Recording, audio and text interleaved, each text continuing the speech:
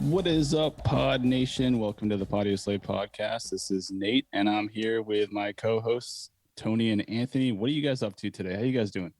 Good, man. I'm excited. I'm excited for tonight. Feeling good, feeling great, feeling great, feeling good. How are you? You're ready to nerd out on some nerdery?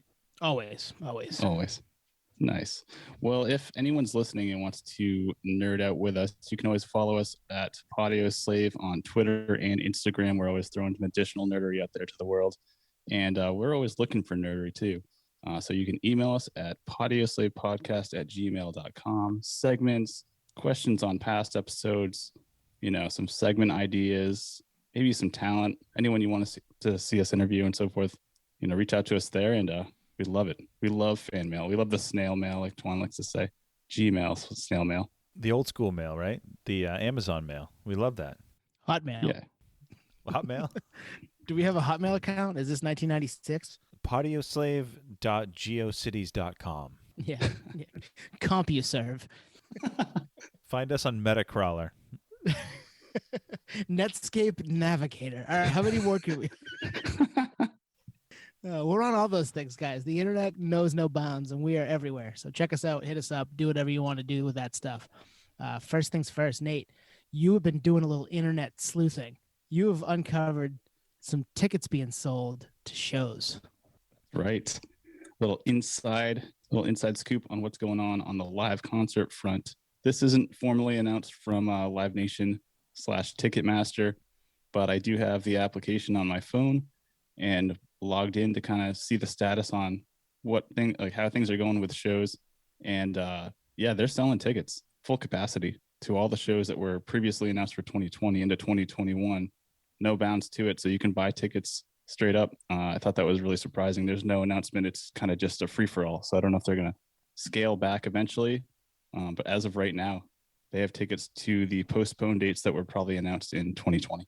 So you're saying behind the scenes, does that mean the artists for these shows, have they made it public that like they're going back out and that these shows are on, or you think this is just floated out there, see what the response is? I'm just curious because like the artist is the one that sells the tickets, not the venue. You know what I mean? That draws the people. So I'm just curious if the artists even know. I don't know. There's so many questions with this. Yeah, it's strange. Like there's no formal announcement. Obviously the state regulators kind of dictate on what can happen capacity wise and if it's even safe to do it in the first place. But if you look up certain concerts, I was on there geeking out for tours like Rage Against the Machine. The rescheduled dates from 2020 are scheduled for 2021.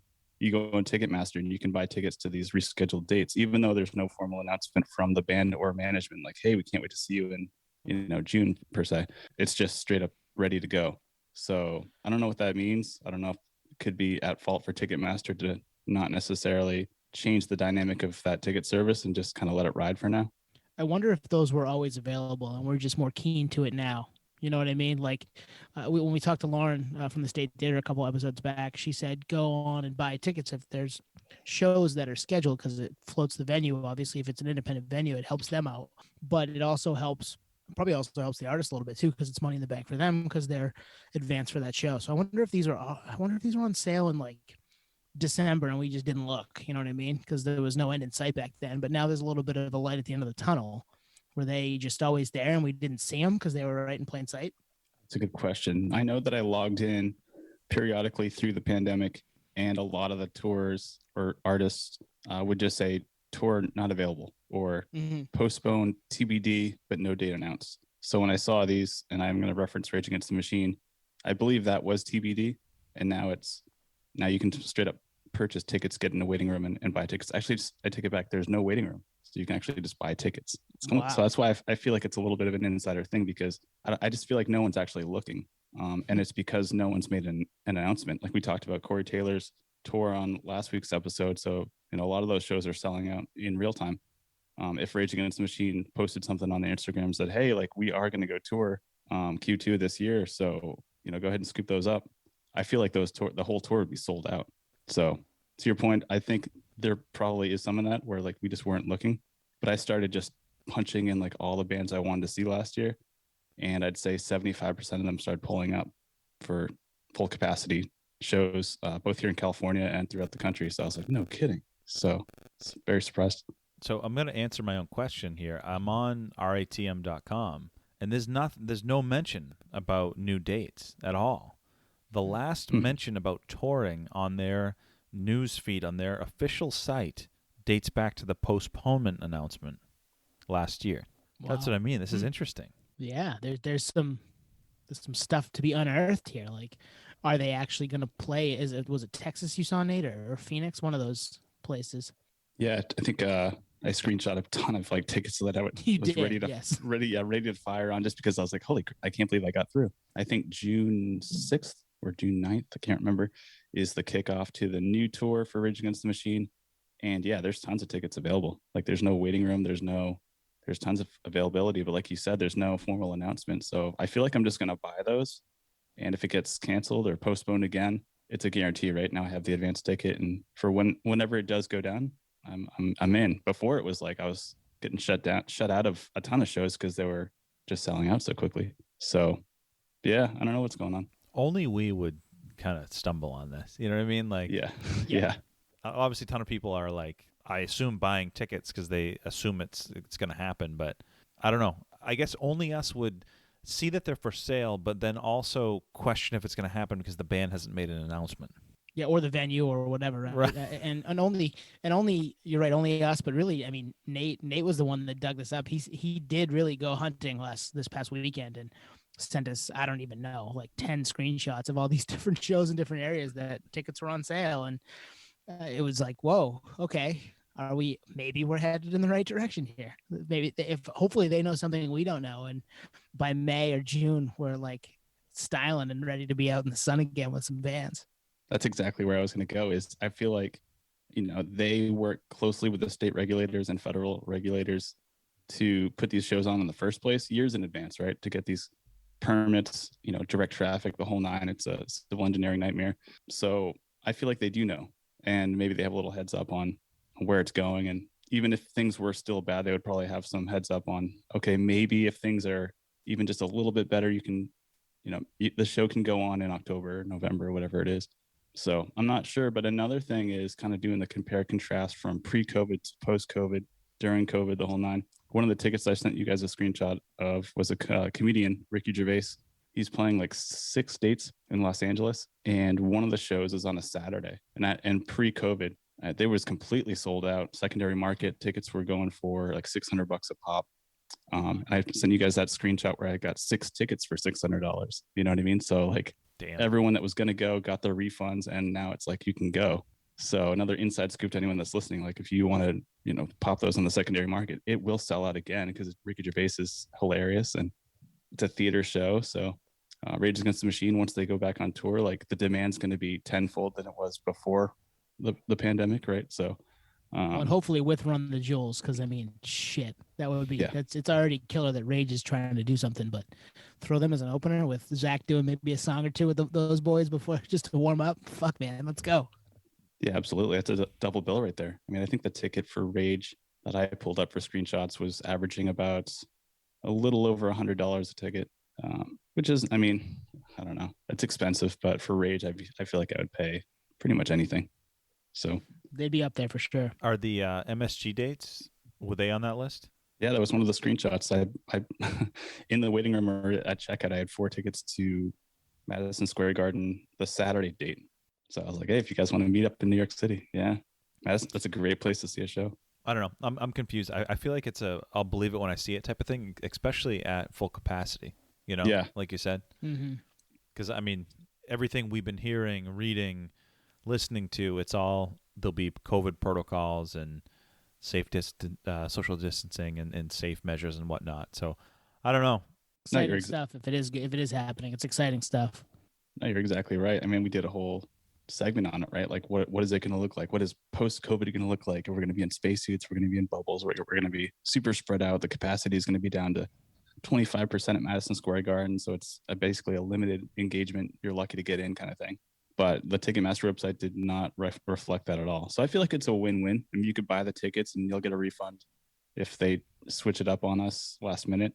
And if they don't, then you're in. I mean, the demand's going to be insane. the reason that and you're right, they may be at 25%, but the reason that the website isn't that way, and this is just me being semi-pessimistic and knowing how Ticketmaster Live Nation may work, they're hoping that they just sell the whole thing out and that some people forget about it and keep some of that money. You know what I mean? Like, even if it's a 25% capacity, they may say, yeah, no, you can get a refund, but there'll be enough people that just bought the tickets, hoped, and forgot to, get their money back by a certain date, and it's gone because Ticketmaster does shit like that. That could be true too. Yeah. Being pessimistic, I know, but it is a positive story if it is what's happening, and if we're headed towards that. So, cool stuff. We had a listener, Steph, in Southern California. This isn't a great segue, but it's another concert, but it's a roving concert. It's a Wonderbus. What's that about? I was gonna say, Nate, this was my attempt at a segue. Nate, you were gonna ask what the future concerts look like, and I was gonna say it's gonna be on wheels. Oh, nice. Yes. Sorry, that's a better segue. Twan, start us over. Yeah, that is a perfect segment. No, you just got it. Nate, what are we talking about? Yeah, here in San Diego, concerts that are mobile, like you said, kind of a pivot from concerts in a formal setting, like we were just talking about with Madison Square Garden, theaters, arenas, the whole nine. This is a rolling show, so it's mobile on a bus, and it'll basically drive around and you see the show mobily, I guess. I feel like this is kind of a unique experience. I don't know if it's just like a think outside of the box type invention for the time being. I don't know if this is sustainable long term. I don't know. What do you guys think? From what I gathered from the photo I saw, it looks like a double-decker bus where the top level is it's either limited seats or they pulled out the seats, so it's a platform. What I didn't gather is, does the bus move around and you just hear it as it goes by you, or if it parks somewhere and you can open up shop anywhere? Do you guys know? No, and I felt the same way. I was like, is this they're running through the streets of downtown San Diego, and like you might catch them by your office building if you're still in your office for work, or like you're out going for a walk, or are they you can get on it and you're outside kind of, but you're like the bottom was like the VIP where you could there's TVs and cocktail service or whatever, which was interesting to me. But I don't know what it is. I like that, like you can just set up shop in a Walmart parking lot and like, hey, U2 is on top of this bus. Let's go.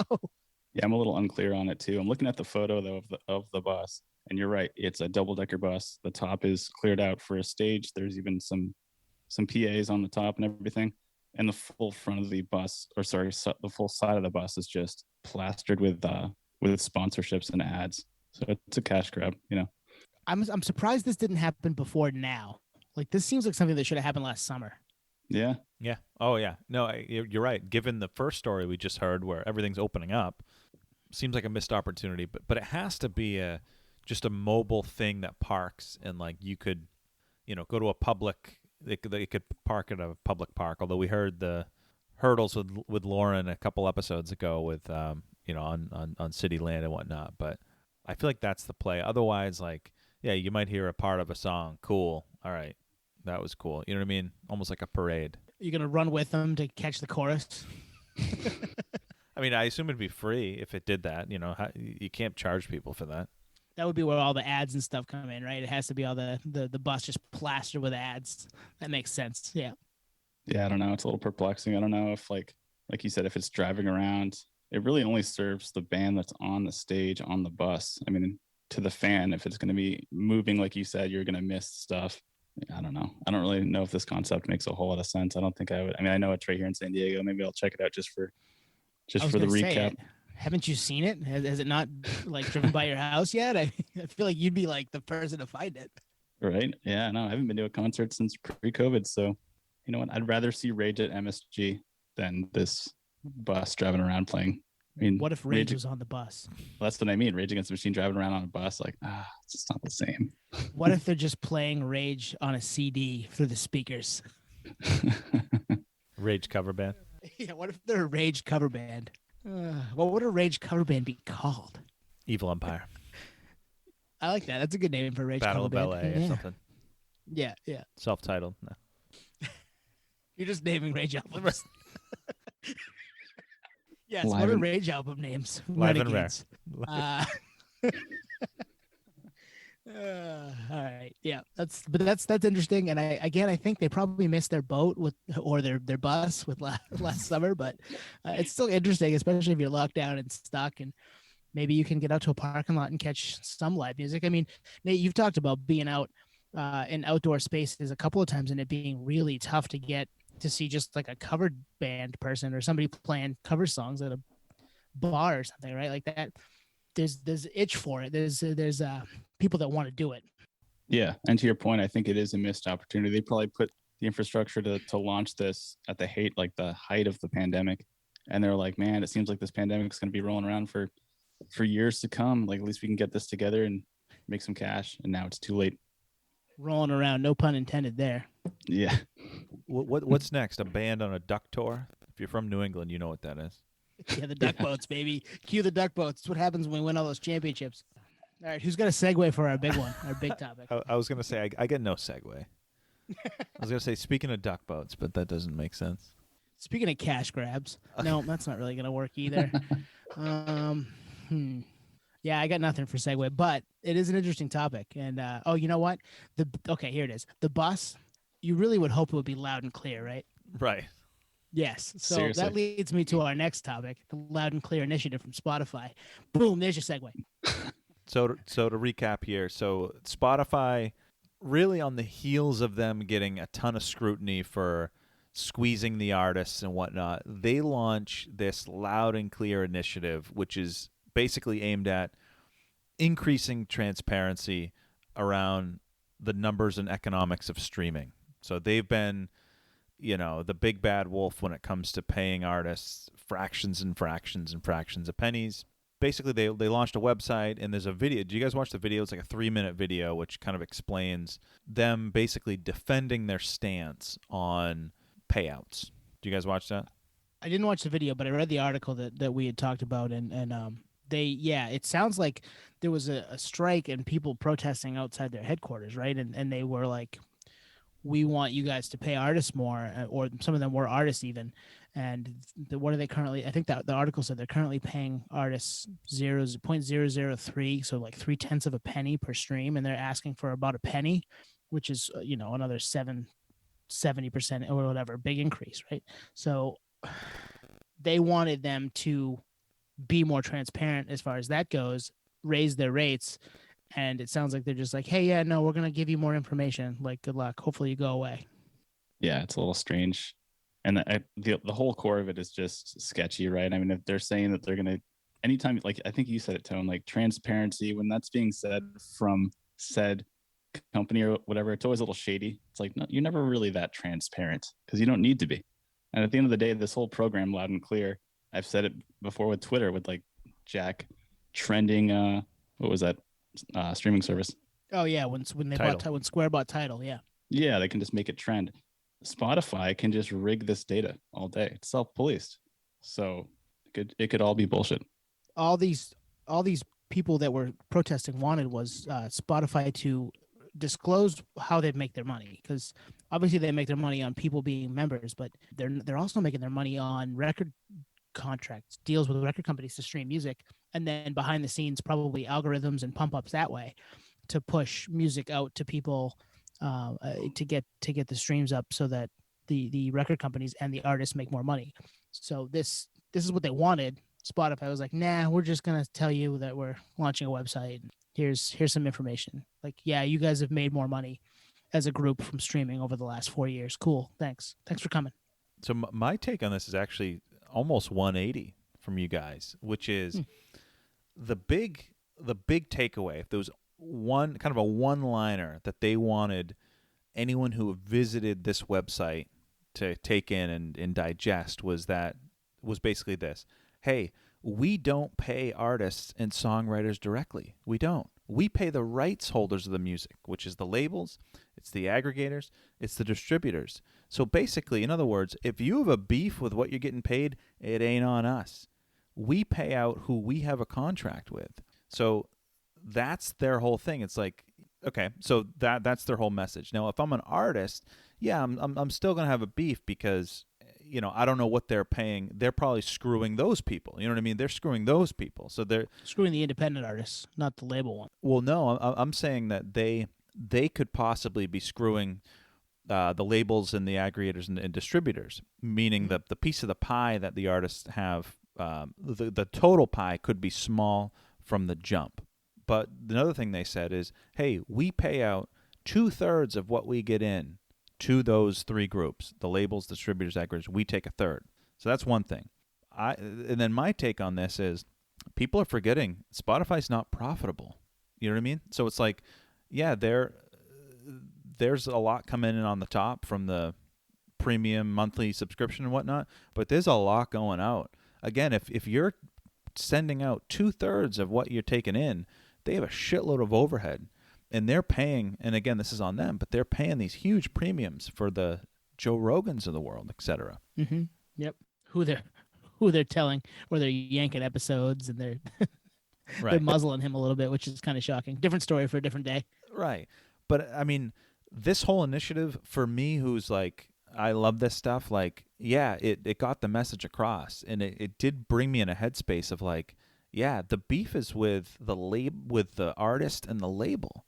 An analogy I have is this: if I'm like me personally, if I own a t-shirt company with like sports slogans, and I sell my t-shirts to a distributor for $10, me to the distributor $10, the distributor then sells them to Dick's Sporting Goods for $15, and then Dick's sells them for $25. I can't be mad at Dick's because I'm only getting $10.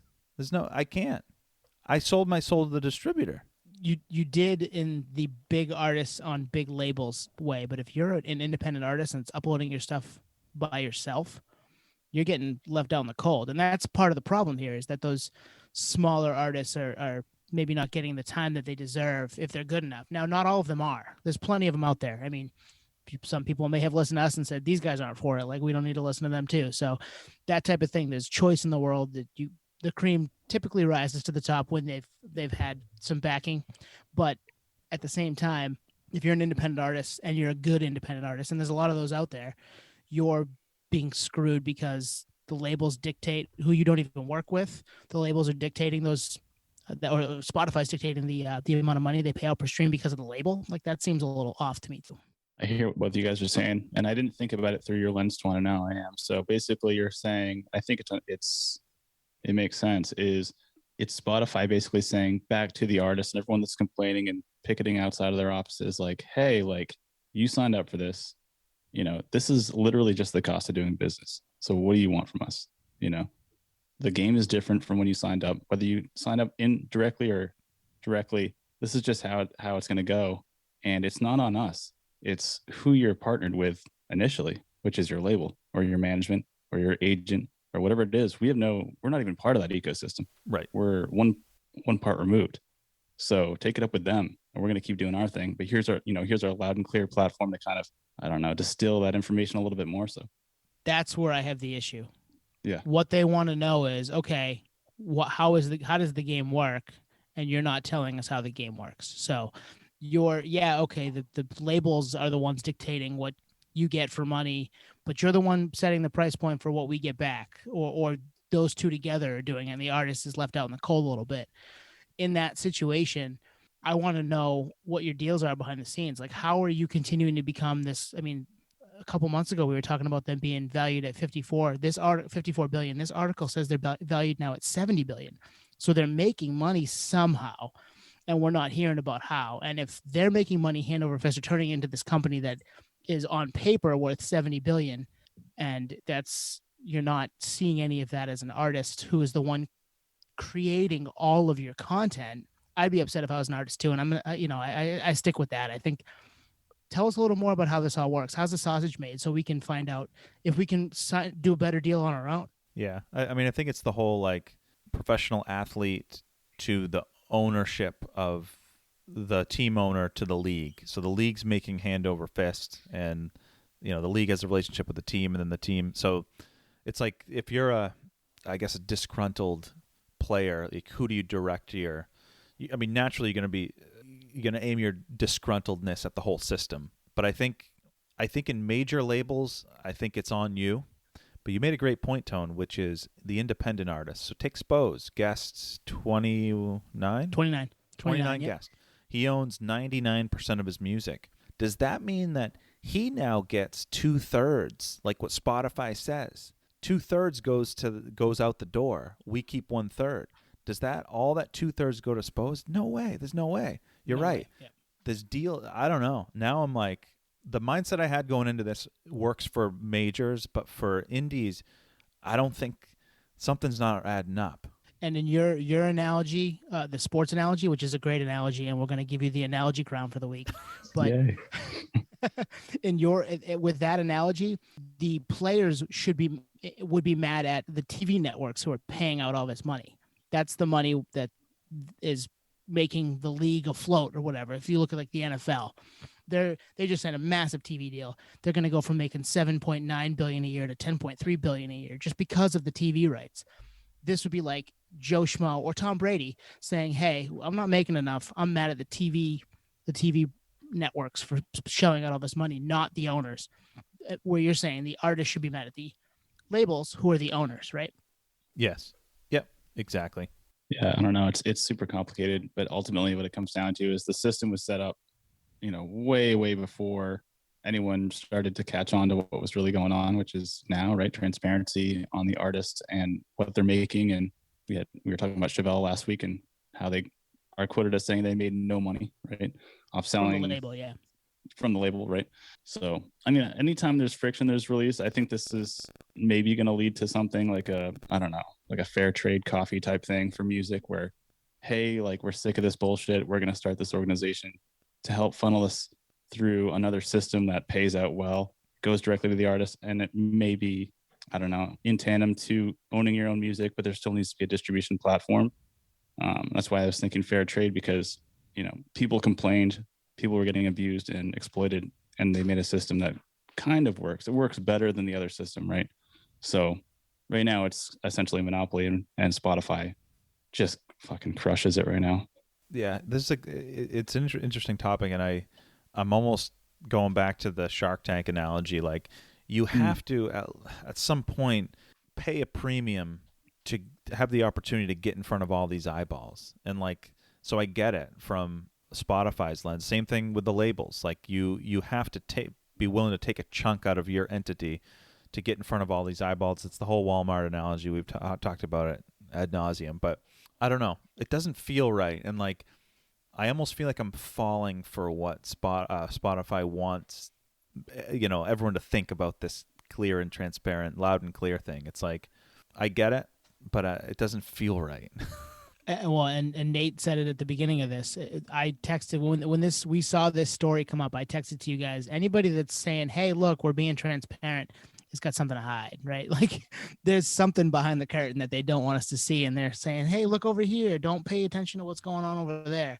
So there is something that people want more information about, and we aren't getting because they don't. I mean, and they're a private company, right? We aren't entitled to all of that information, but at the same time, more information about this stuff when people's livelihoods, and especially with what happened this past year with the pandemic, are at stake, they want to know more. And I get that. That makes sense to me. I'm fighting for the little guy. Yeah. I mean, I feel like they had to do something. So this is what they did, with their lawyers and everything. Like, hey, what's like the least we can do? Yeah, exactly. What's the least we can do? What's the least we can do and get these people in front of our building to bug off, because this is annoying and it's bad press and we're still not making money. So that's like Roger Goodell getting Dave Portnoy arrested for the Deflategate stuff with Tom Brady. Oh, What can we do to get rid of these idiots? There's so much wiggle room in the streaming business because it's so new. It's like, again, I'm going to sound like Joe Budden here. Like, what constitutes a stream? What is a stream worth? It's like, there's so many, you can frame your own rules if you're Spotify. Like, well, that's the stuff I want to know, right? Because we deal with that on a very small scale as a podcast. I want to know what a stream is. I want to know who listened to us from what platform. I want to know all that stuff, being a nerd and wanting to know numbers. But like, it's the same thing with they get to set what a stream is. Does it need to be half the song? What if your Exactly. song is 1 minute and 2 seconds long? It only needs to be 30 seconds or whatever. Or if your song is 12 minutes and someone likes to listen to the first 6, but they don't want to listen to the last 6, like that should count. Like that's ridiculous. Right. Like does it multiple streams from the same IP address? You know, there's so you can, like with data, any data, you can frame it how you want to take it in or take it out. You know what I mean? And there's got to be all of that, which it might be loud, but it's not clear, you know? Right. It's loud, but it's not clear. That's a great way. That might be the name of this episode. Good topic. We'll have more thoughts on that, I'm sure, right? I mean, this will probably is a developing story, and we'll talk about that again, I'm guessing. Yeah, we'll just have to get someone from Spotify on here and hear the lies directly. Yeah, good luck. I will say this. We did have a couple issues last week. We did reach out to them. They did reach out right back. So we give them credit as far as that stuff goes. Like they're a big company. We're a little guy, and they answered and helped us the best they could. So that's cool. The fact that they're able to at least be approachable about that stuff is cool. But we are, yeah. I mean, I think we're just so spoiled of like everything's so instant these days, and when it's not, you're like, all right, I'm getting dicked around. I may or may not have said that about numerous things in the last 12 months, right? All right, main segment time. Yeah. Yeah. What are we doing? We had a segment last week that was side projects are key, right? So we talked about some bands or some artists that had done multiple things and had, Tom York and Radiohead is doing Atoms for Peace with Flea. Wes Borland's doing Black Light Burns, Spa Mould's doing Sugar, stuff like that. So that was fun. It got us to thinking, what about somebody, an artist or a solo act that left a big band or a band to make their own thing? And let's talk about that a little bit. So we're looking at a couple of artists that left maybe a successful project or just one project and birthed another and turned into their own thing, whether it be solo or another project altogether. So with that being said, what do you guys got? Who wants to go first? Yeah, you kick us off. All right. Well, the way you presented that tone kind of makes this one a little bit more complicated. I like that. But we make the rules, Nate. So do what you want, man. True. Yeah, we're Spotify. We do what we want. So this is weird because this guy didn't necessarily quit the band. His name's Jack White, formerly of the White Stripes. But the White Stripes broke up. And they broke up because Meg didn't want to tour anymore. There's actually a lot of confusion as to why they broke up. And I think it's going to be a mystery forever. So he didn't really have a choice, right? But he made a second band, not a side project, because the White Stripes broke up and made the Rockin' Tours, another amazing band. I actually like them better. Me too. And then the Dead Weather, another band. I feel like that might be the side project where it becomes a side project, When he's put out a couple solo albums too, hasn't he? Exactly. That's where I was going. Okay. And that's where it is today. That's where he is today. He's a solo artist. He still has those other bands, but his most recent projects have been him solo, and the music's fantastic. I think similar to what I was saying with Atoms for Peace on last week's episode is I feel like Atoms for Peace is essentially a Radiohead album, and Tom York's solo album that dropped in 2019 sounded like a Radiohead album. Jack White's solo albums sound a lot like the White Stripes and Rockin' Tours. Well, it is him, right? You can't get away from his sound, his guitar playing, his songwriting, his kind of it's very unique song delivery, and they're fantastic albums. He's a legendary artist at this point. So lives in Detroit. He's 45 now, which is crazy. I think the unique thing I was saying earlier is he didn't quit.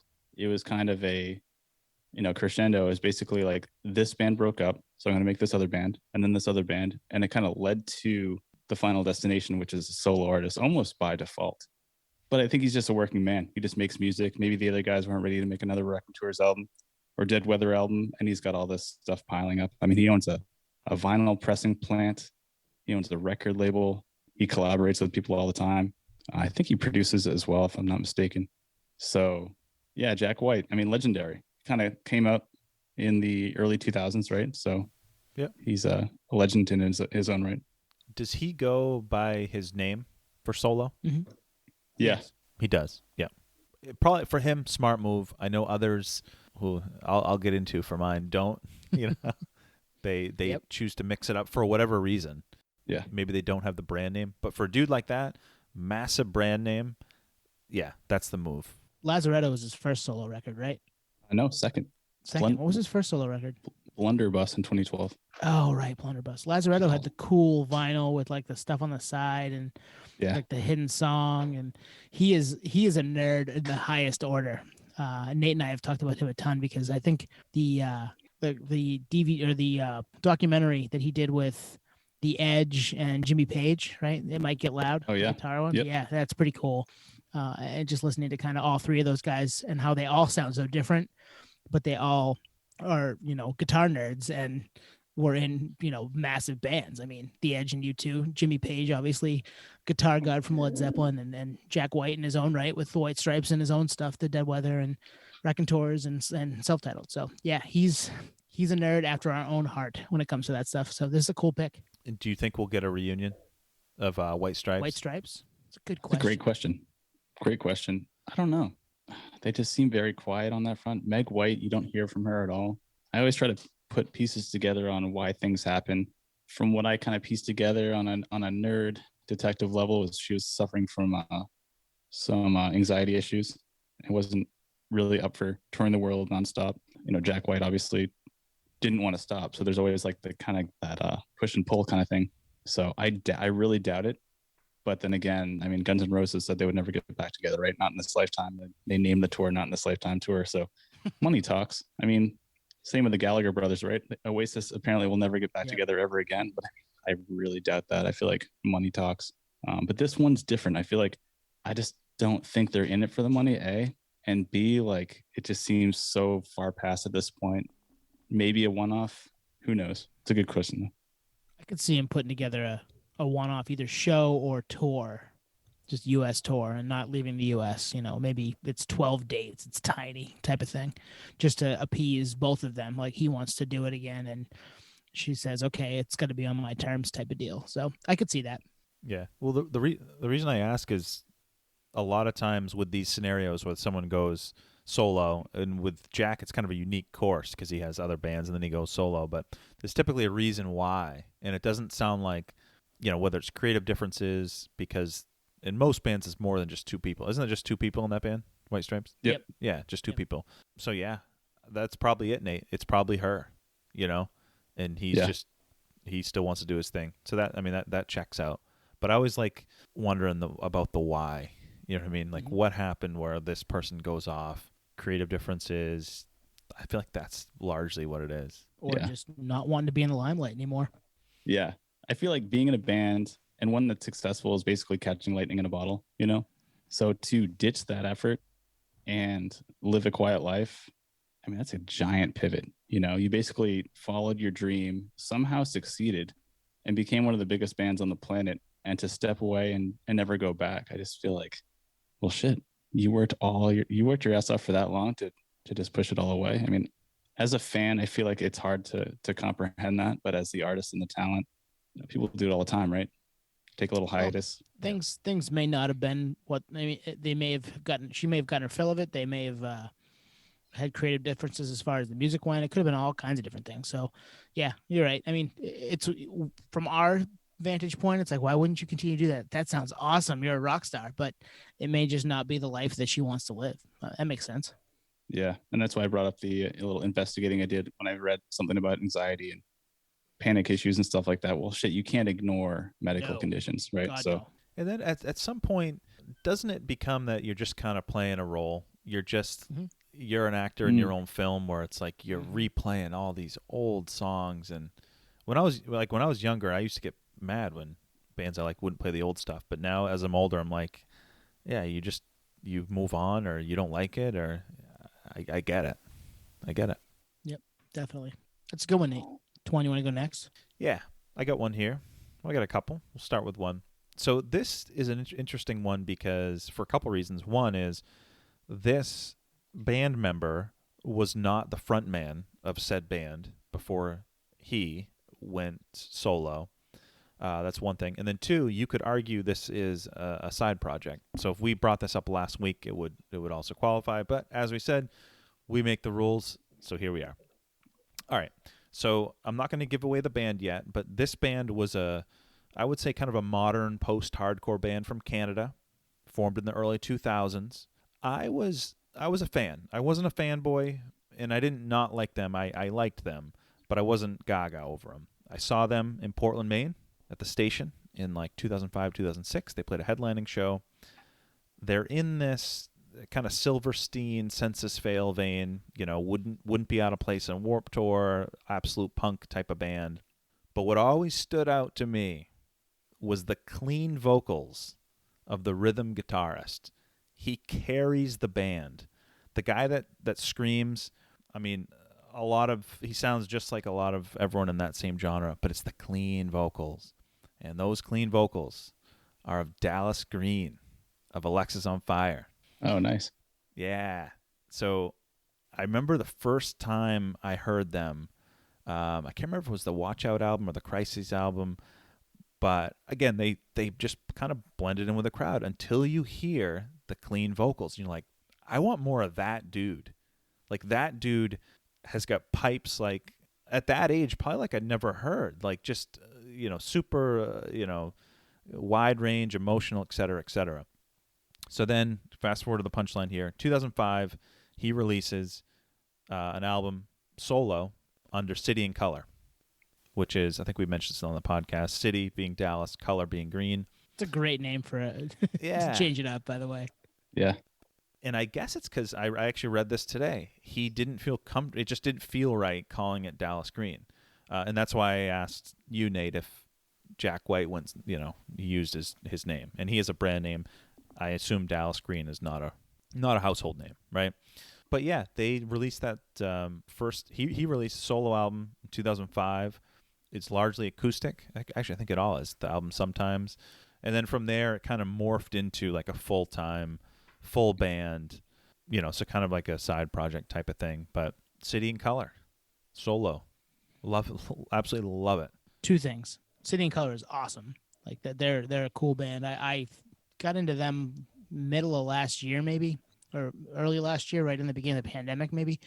The other thing is Jack White could have gone by John Blanco, and that could have been his stage name. That's right. But yeah, City of Color is cool.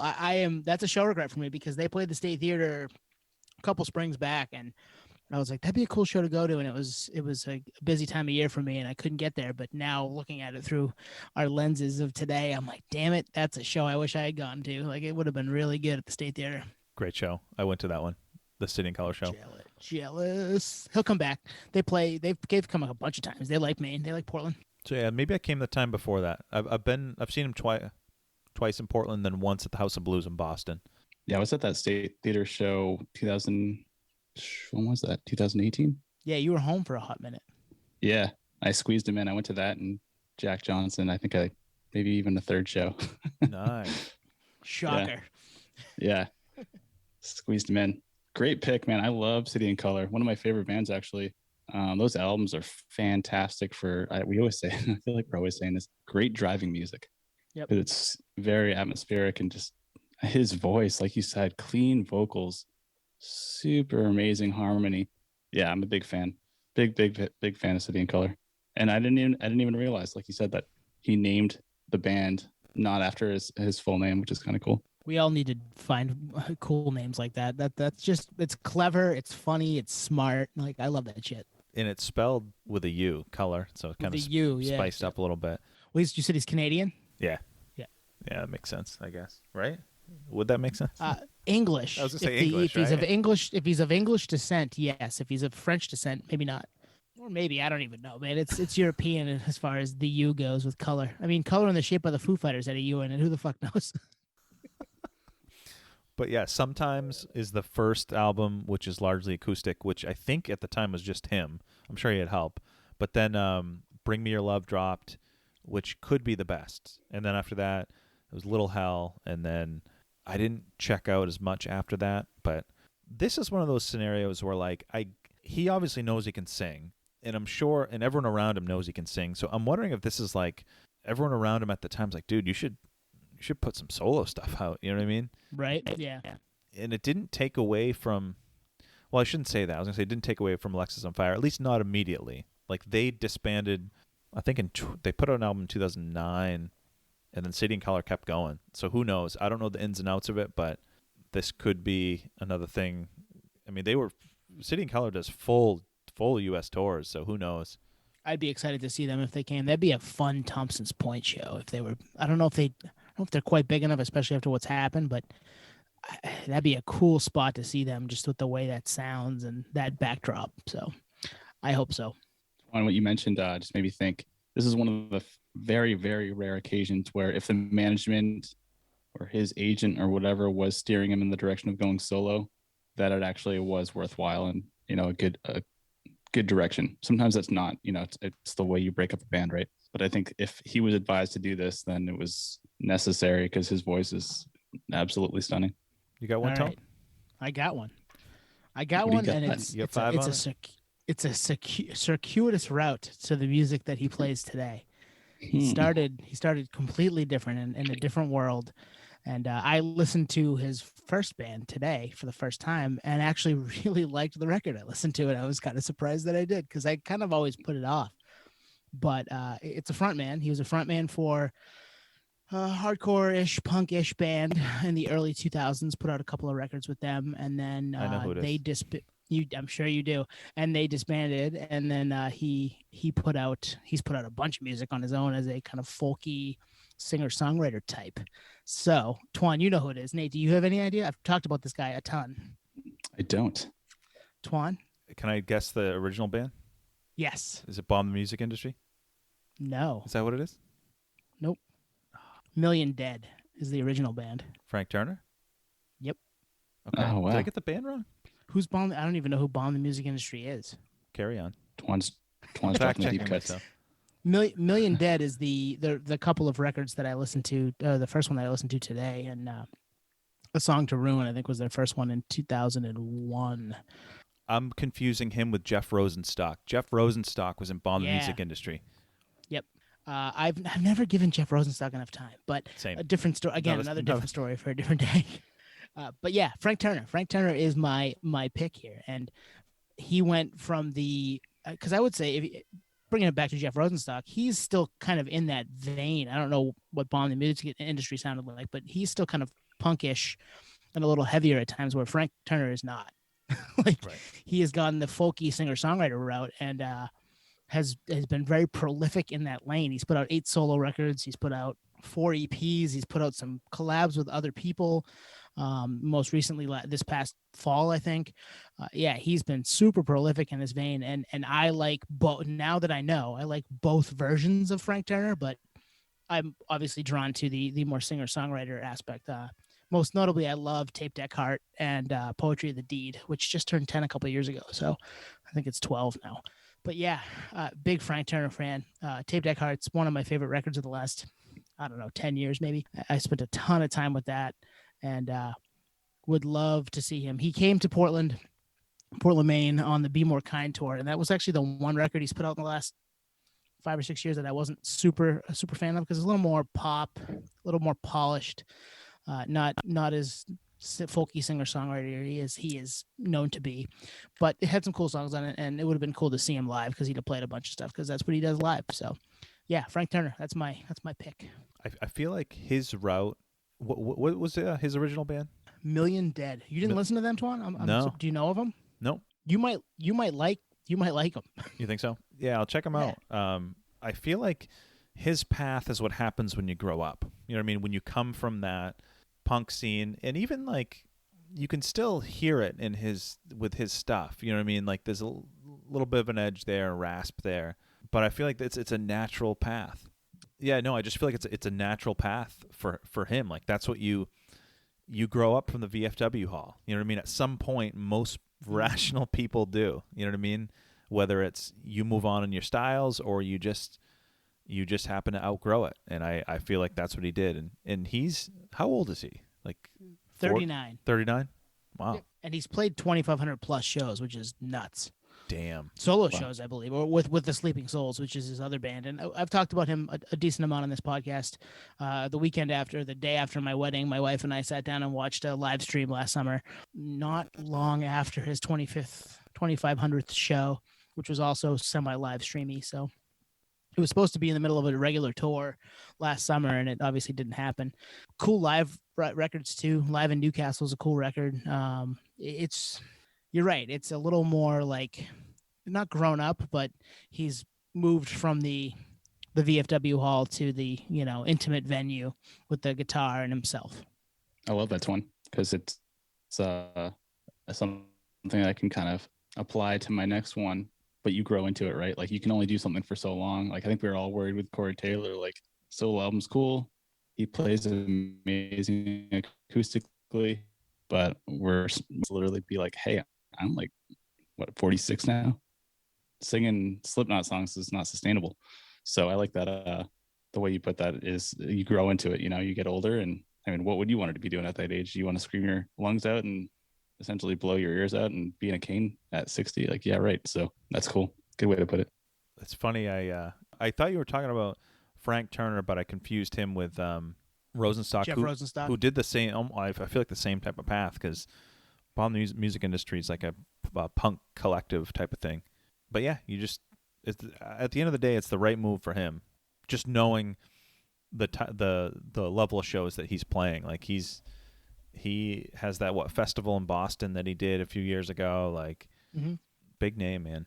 Yeah, it'd be fun to talk to him. I've listened to him on a couple of different podcasts. He seems like a fun guy to have a go about music and talk about music with, because he's been around it for 20 years and seen a bunch of different aspects of it, and still rides hard for that punk and hardcore lane because he came from it. So, yeah. And I mean, we are of a similar age. We're a few years younger, but Twan, you've lived that life a little bit. Not that you've been in bands, but you've been in those shows and been at those VFW halls and stuff like that, and you know what that takes and the vibe that is, and to kind of turn it on its head and do what he does now. It's an interesting change, but also cool.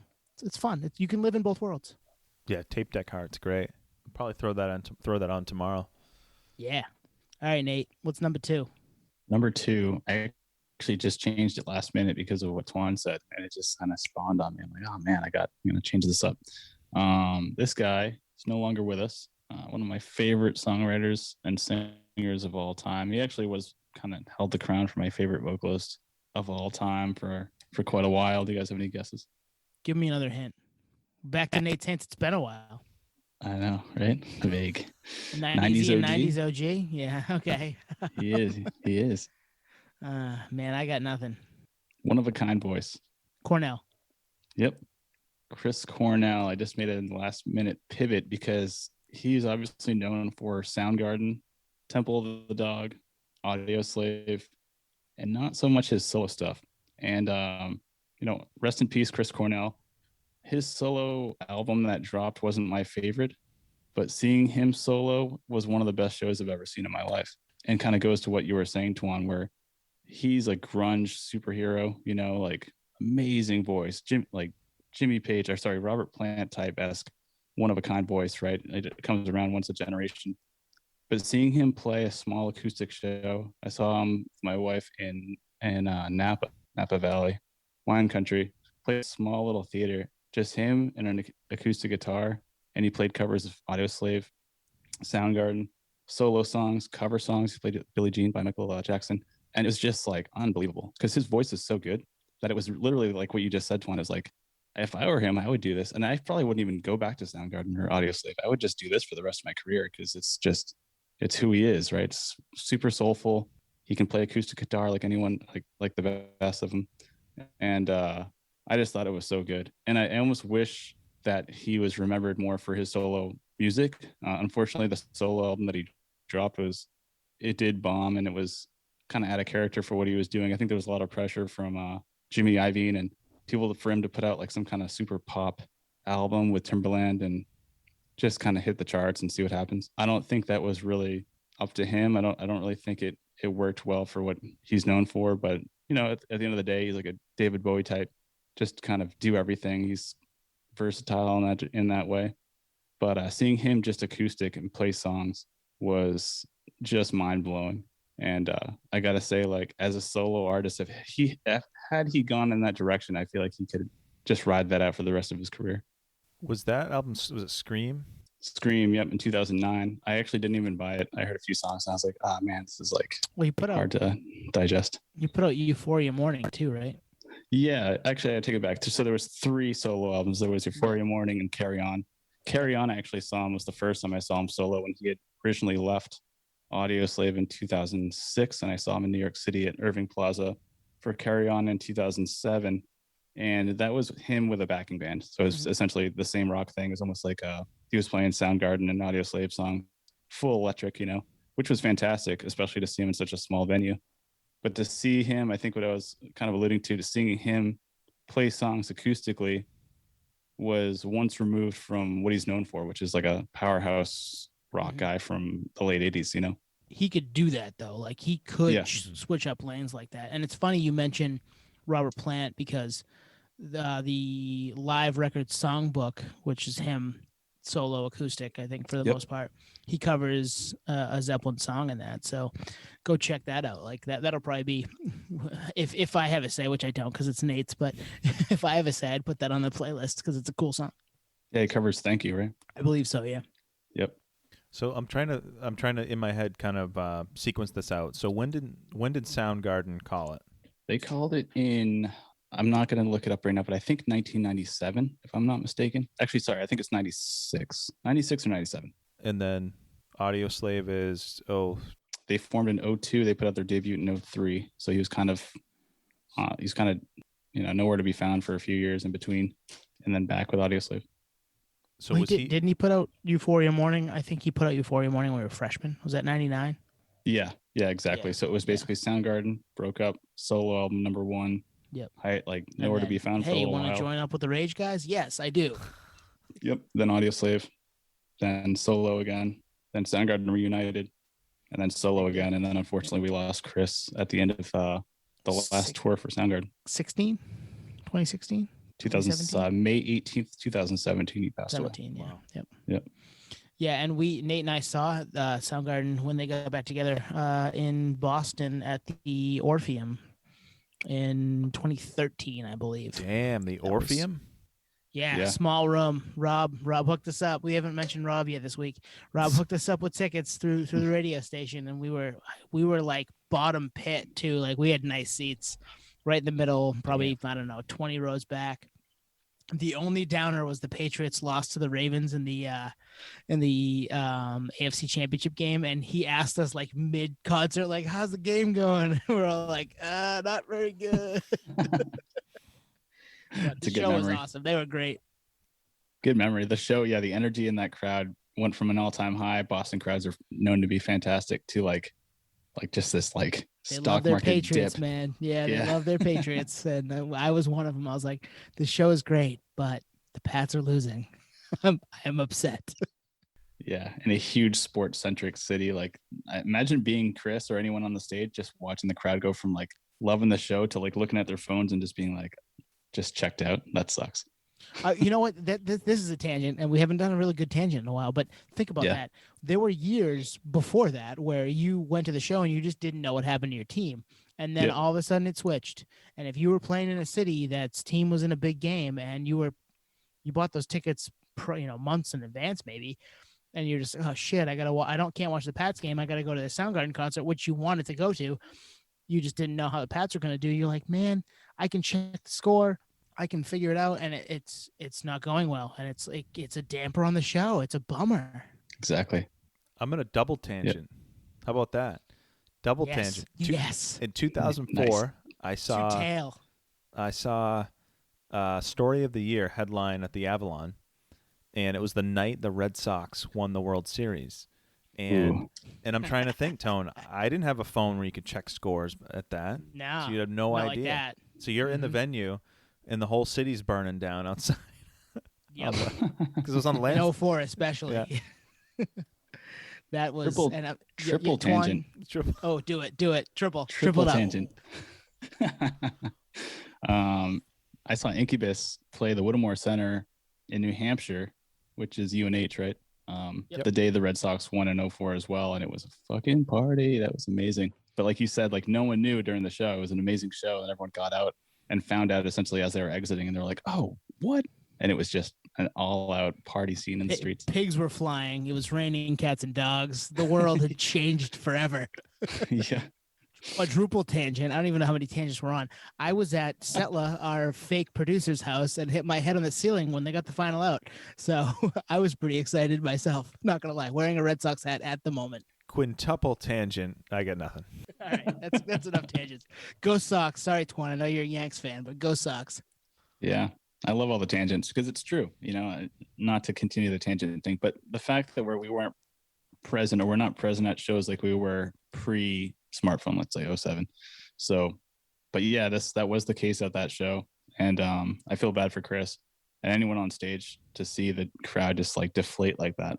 Amazing show, amazing artist, and you're right. He put out a bunch of solo albums, not just Scream. It was Scream that kind of put a dent in everything because first on a solo career, because it was just so far removed from what he should be doing. And I hate to say that because you kind of typecast people in that sense. It's okay. It's just you could tell it was forced. But to see him acoustic and actually do what he's good at was amazing. And it was still removed from what he's known for, which is rocking arenas and stages with Soundgarden and Audioslave. So yeah, unplugged acoustic Chris Cornell is, I think, the best I've ever seen him. Yep. Chris Cornell is a great pick, Nate. I huge fan. Always going to be. Rest in peace, man. Yeah, this was a pivot from Neil Young originally, so he's the other Neil Young, I guess. Save it for next time. Yeah. Spoil. We're a year plus now, and we've only repeated maybe one segment. It's because we had Greg on. We'll edit this. Just kidding. No, we're leaving it. The sausage. This is how the sausage is made, guys. Yep. All right, Twan. What's your second one? Your final one here. So I picked this one because it's a dial back to a previous episode, and we can be relatively quick with it. But I know who it is already. Yeah, it's a dial back to episode 19. Yep. Chad Neptune, bassist of Further Seems Forever. I encourage you, whether you pause this episode and go back and listen to it or listen to it after this episode, go check it out, because Chad really tells the story of how Chris was the front man of Further Seems Forever, and he was bringing... Chris Carrabba. Who did I say? Just Chris. Oh, okay. Yeah, not Chris Cornell. Right, Chris Carrabba. Chris Carrabba was bringing these kind of softer, almost like solo-ass singer-songwriter songs to practice, and what it ended up being screaming infidelities, and it just didn't fit that vibe. I mean, it wasn't too far off, but it just didn't fit that vibe. So he started playing solo shows under the moniker Dashboard Confessional. And this kind of goes back to the Jack White thing. Like, if Chris Carrabba names his solo career Chris Carrabba, no one knows who that is. It's not like he has the brand name at that point in time. This is in 99, 2000. So he's playing shows on the side, and I actually think, correct me if I'm wrong, didn't Neptune say that Chris was opening for them solo? I think so, yeah. There might have been some of that. I know he's like slinging merch, like Dashboard T-shirts and stuff. Yep. At further shows. But I chose them for this because it's a callback to our earlier episode. But also, for better or for worse, Dashboard sparked a whole new movement. So I'm going to say the whole emo movement in quotes, because it's really the new emo movement. It's not like the Joy Divisions of the past and whatnot. It's this new emo movement that, I mean, if you trace the lineage of kind of this post-2000 Warped Tour and Taste of Chaos boom, I think it goes back to him. I mean, a lot of those bands in that MySpace era, I think a lot of it goes back to him, where it's like, now you can talk about your feelings. You can be emotional. You can let it all out, where before, I feel like it was way more cryptic, way more. And again, for better or for worse, because there's a lot of trash that came out in that MySpace era. But yeah, I still like those, Swiss Army Romance, Places You've Come to Fear the Most. Great albums. I'll probably toss them on tomorrow. A Brand, a Scar. Yeah. Got some bangers, though. It totally does. And it was just a mental shift of, it wasn't the angry, let it all out like the nu metal thing. It was more, I'm in touch with my emotions thing, which was new to me at the time. I think you went to the show, Twan. Didn't Dashboard open for Thrice around that time? I didn't go to that show. It was actually... You remember that, right? Dashboard that headlined. Okay, so Thrice opened for Dashboard. So Thrice, a little, at the time especially, a little heavier than what Dashboard was doing. But he, like, the world that he came from, that makes some sense, because he was with Chad, our episode 19 guest, who was in a hardcore band. So there was, and he lived in Florida, and they played all those mixed bills. Go back and listen to 19. You guys will like it. It's good. But yeah, there's that's a good one, because you're right. And I had him written down, but didn't do it because I was like, one of us will do it. Yeah, I had a feeling.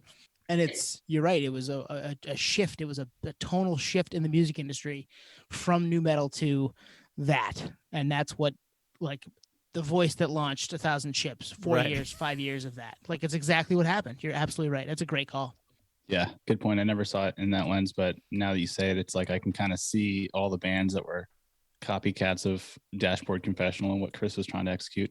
Even the later stuff, like the song Vindicated is one of my favorite songs. Great that was song. that was on a soundtrack, I think. Spider-Man 3, yeah. I believe. Yeah. I was at that show too with the one Dashboard Thrice. It was the Civic Center. Sorry. Yep. Was it Civic Taste Center. of Chaos? Taste of Chaos? No, the Civic Tour. Oh, was it the Civic Tour? Honda Civic Tour. I don't think they didn't come together to Portland. That was a Boston show, because Setla, the aforementioned Setla, tried to get me to go with him, and I couldn't. We'll have a fact checker on this later. Wait, Don't you're worry, saying guys. Dashboard and Thrice show? Yeah, that It didn't was come to Portland. Yeah. No way. 100%. Where the hell Center. was I? I don't know. I don't remember that at all. I think I still have the flyer for it. Well, now I'm gonna call you bullshit, but we'll deal with this off air, guys. Tony, you got a lot of show regret, man. Apparently. No, you're right, Twan. It really did launch a whole sub-segment of music, whether it be, I don't know, even, I guess it was kind of spawned from the emo, punk, post-hardcore movement and into this singular, what do you say? Emo? I just said like new emo. Like N-U-E. New emo. Okay. Not NU. Yeah, N-U. New emo. But yeah, I mean, a great songwriting. And actually, when I worked at Virgin EMI, the president at the time was like the A&R that discovered Chris launching Dashboard in some club in New York. I think he was just playing songs just to kind of get him out there. So when you mentioned Thrice earlier, like Justin Kensrue. Yep. I saw him play the Knitting Factory in New York City, and like no one knew who he was. It was like Thrice fans knew who he was, but Knitting Factory in New York City is like like 150 people or something like that. But to your point, like he named it Dashboard Confessional, not his name. Had Dustin made it a band name, you know, I don't know, maybe the turnout would be the same, but it definitely changes the dynamic of this is a solo artist, but it's under the moniker of a band name, which is kind of cool. Tone, you gonna take us home? Yeah, I'm ready. I'm ready to do that. I was trying to fact check, but I can't find it. So my last one, I've talked about him. He was his record that came out in 2020 was an honorable mention for me, but it has since probably jumped into my top 5 from 2020 because time will do that to you. He was in the Drive-By Truckers from 2001 to 2007 before he went solo. And I did not know that until I was stumbled upon this today. And I was like, he fits perfectly.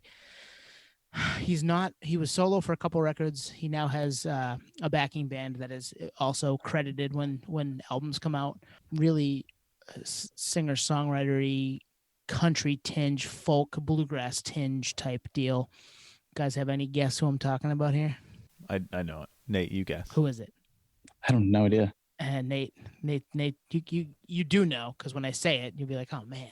He's fantastic on Twitter. I know it sounds so weird to say. Yeah. And actually, our biggest tweet to date was because he liked it and responded to it. So thank you, Jason. Did that give it away, Nate? Jason? No. Oh, you kill me, bro. Jason Isbell and the 400 unit, but Jason Isbell originally. Okay. Huge fan. And the more I listen and dig and find out new things, the more I like him and the more I like the music. I listened to Southeastern today, which I had never listened to before, which is sacrilegious if you're a Jason Isbell fan. That record came out in 2013. I had heard many songs from it live, from his Live at the Ryman record, which I own and have listened to a million times. And it's a great live record from the Ryman Auditorium. I think on tour for this or around that time. Elephant is an all-time song, and if you want to cry at work, listen to Elephant. Like I was that close today.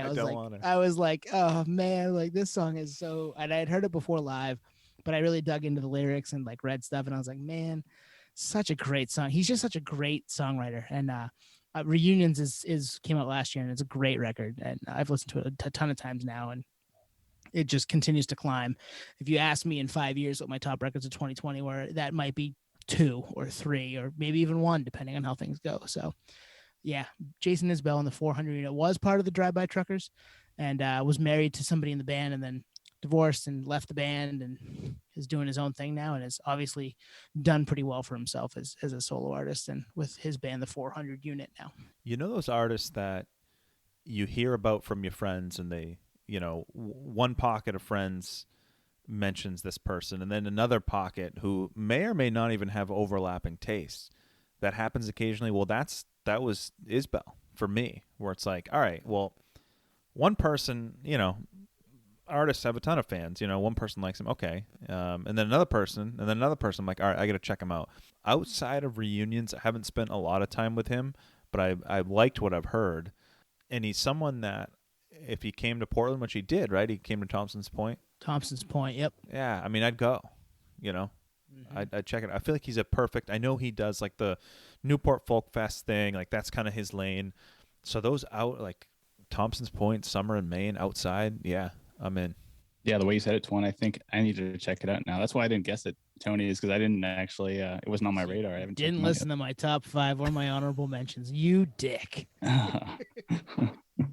Maybe the playlist songs, but I haven't I haven't dove in completely. So now I have to. There's a lot of music out there, man. I get it.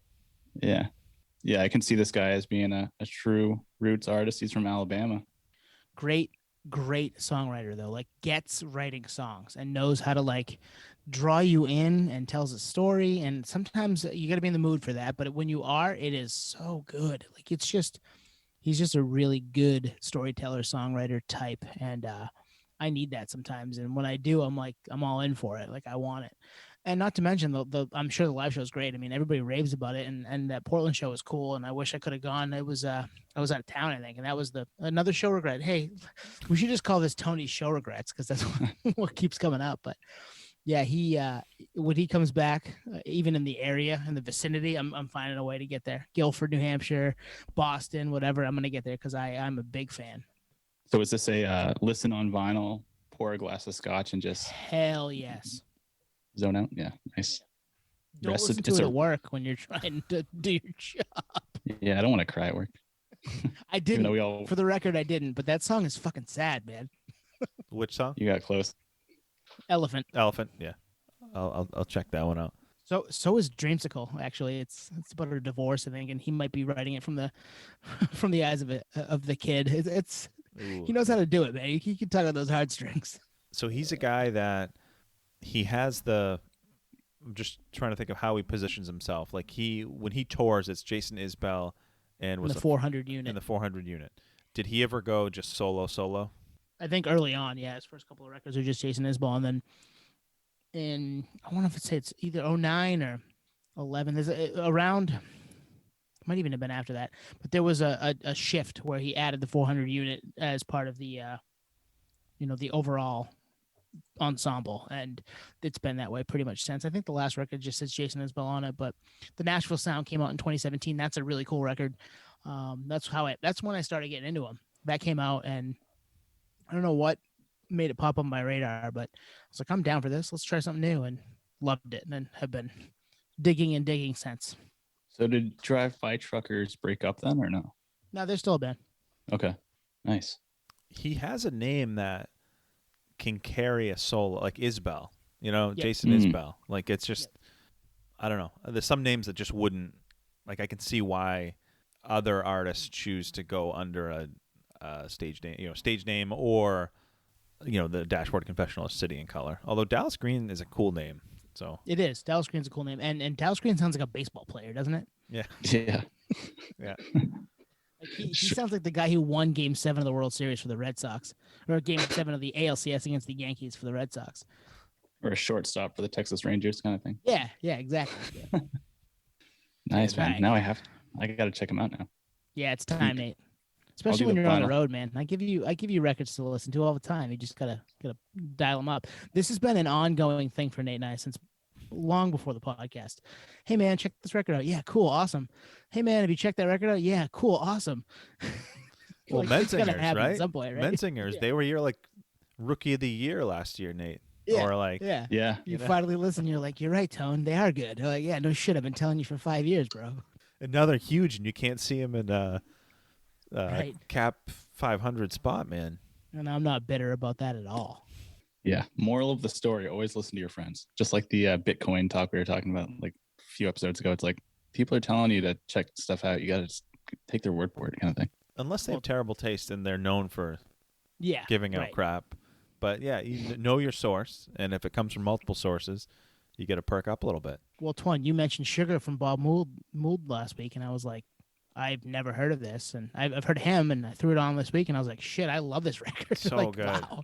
I got to Yeah, check out it's the just- other record. I didn't even know there's more than one record. Me either. And now there's some, more music just flooding the nerdery banks. Oh man, Patio Slave, we're the nerd sommeliers. Pod, Exactly. if you're listening, come on the pod. Yeah, Bob, we're around. We'll find you. You can find us too. All right, that's a good spot to wrap. Probably. We each had a couple. That was fun, boys. I enjoyed tonight. That was a fun conversation.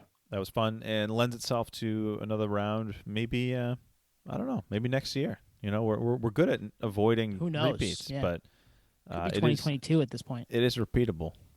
Yeah, I like repeating segments. Maybe we'll get Greg on for that one. Gotta get Greg back here sometime. We'll get Greg back. Don't worry. Yeah, we'll bring him back for something else. Greg, if you're listening, think of a segment. Yeah, let's we'll outsource the work here. Let's have Greg come up with a segment next time. He's the fourth member. I mean, let's be honest. Yeah, that's what I was alluding to in the intro. Is like, hey, like anyone that's listening, like, give us segments. Like, we're putting some stuff out there, but I want to hear like what do people want to hear? We know what we want to hear. That's a great call. Yeah, hit us up in the DMs, hit us up on the socials, hit us up on the email. Like I want to know what you want to hear about for nerdery. So if there's something we haven't done and you've listened to us and you've been like, hey, I really like that and that, do something like this. Hit us up. We're all ears. We love that stuff. Absolutely. I think we'll wrap it. Have a great week, everyone, and tune in next week. Peace. Cheers, everyone. Peace, podheads.